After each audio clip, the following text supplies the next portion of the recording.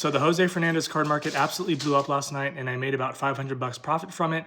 Let's walk through how I went about selling my cards. Not buying advice, doing research, making your decisions. Easily, the number one question I get from people is, should I sell, should I hold? And as I go through this is why I answer, it really just depends. It depends on how much you paid for the card. It depends on how many copies of the card you have. It depends if you'd rather hold out for max profit or sell now for the sure profit. And these things can go in stages, in waves. And last night it unfolded really quickly. So if you hadn't heard, Jose Fernandez had been a topic of a few of my hot card reports recently. I think it was last year around August, September.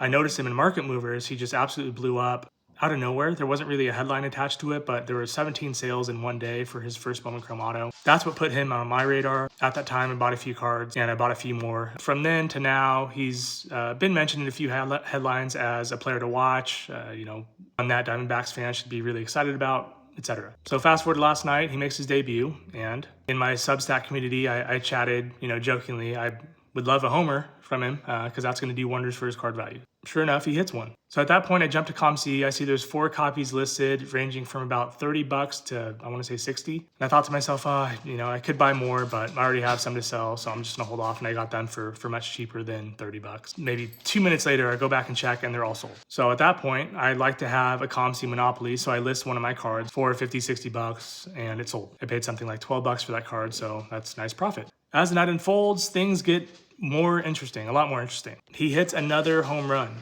and one that was emotionally charged because it was a go-ahead, so a little cherry on top. So now I'm like, wow, what do? I start seeing things from my Substack community about the cards they're selling and the numbers they're getting, and I'm like, I got to take advantage of this. I had a out of 75 first Bowman Chrome Auto, so I listed it for $350. Immediately got offers, $200, $250. I declined them, and then someone bought it outright $350. I think right when he hit his second homer.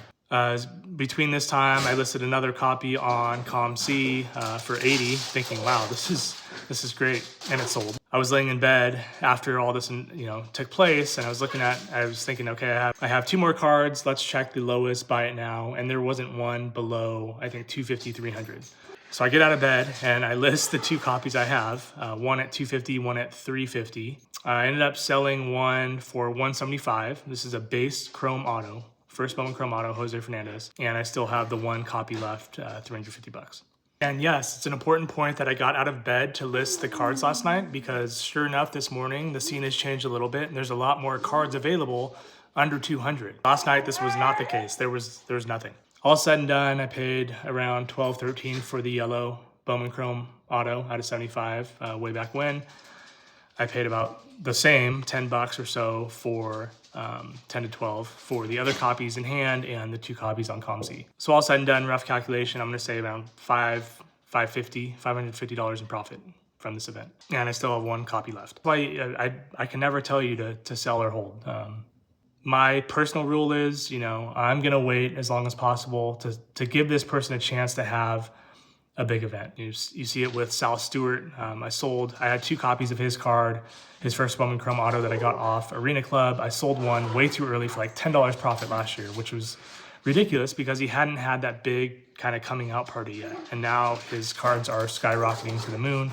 I sold the other and made a nice chunk of profit on that one. But for a lot of these guys, I'd rather hang on to the, $5, $10, $15 card that I bought,